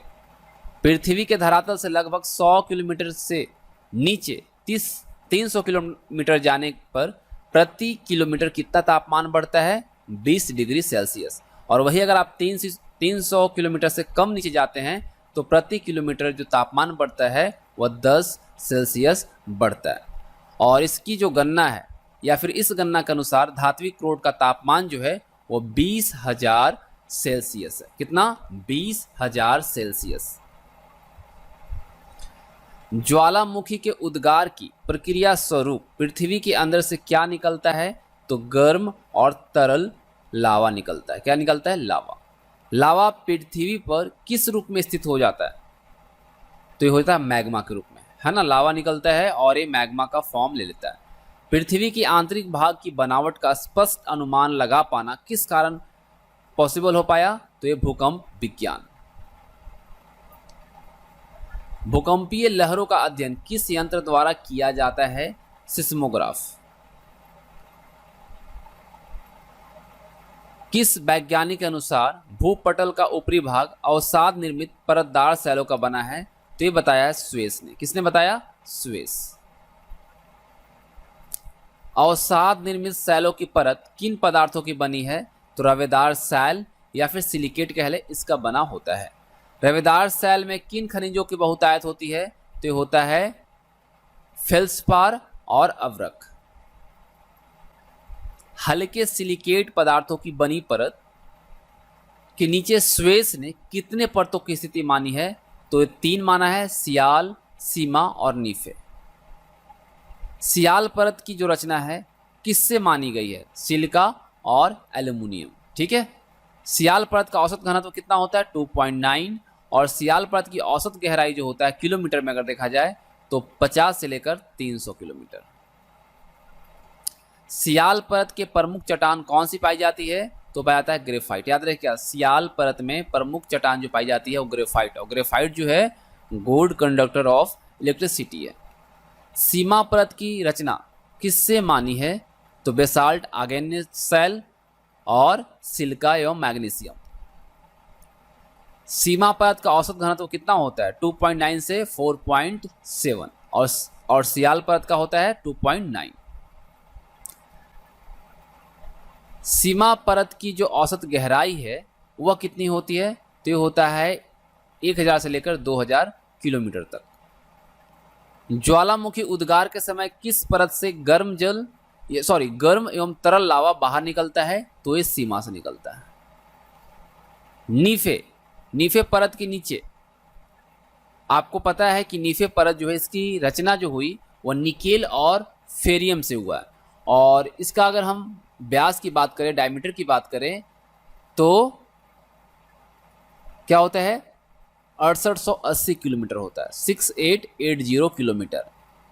वैज्ञानिक डॉली के अनुसार पृथ्वी का रासायनिक बनावट जो है उसके आधार पर कितनी परतें हैं? 3। ठीक है, 3 परत है। और पृथ्वी की बाहरी परत किससे निर्मित होती है? सिलिकेट से। किससे होती है? सिलिकेट से। ठीक है, और बाहरी परत की मोटाई 1600 किलोमीटर होता है। कितना होता है? 1600 किलोमीटर। और मध्यवर्ती परत की जो मोटाई है वो 1280 किलोमीटर। ठीक है, अगला क्वेश्चन देखिए कि मध्यवर्ती परत पर या मध्यवर्ती परत का केंद्रीय भाग किससे निर्मित है? तो यह है लोहा से, आयरन से। मध्यवर्ती परत का व्यास कितना है? 1740 किलोमीटर, 7040 किलोमीटर। अभिनव मत के अनुसार पृथ्वी के आंतरिक भाग को कितने मंडलों में विभाजित किया गया है? 3। और पृथ्वी की मोह परत का विषम विन्यास किसे विभाजित करता है? क्रस्ट और मेंटल को। आगे देखिए, कनकॉर्ड विषम विन्यास किसे विभाजित करता है? तो ये ऊपरी तथा आंतरिक क्रस्ट को करता है। रिचर्ड गुटनबर्ग का विषम विन्यास किसे विभाजित करता है? तो ये करता है मेंटल और कोर को। ट्रांजिशन विषम विन्यास किसे विभाजित करता है? बाह्य और आंतरिक कोर को। ये आप जो है ना बिल्कुल नोट कर लीजिएगा। ठीक है, मेंटल का विस्तार मोह असमृद्धता से कितनी गहराई तक है?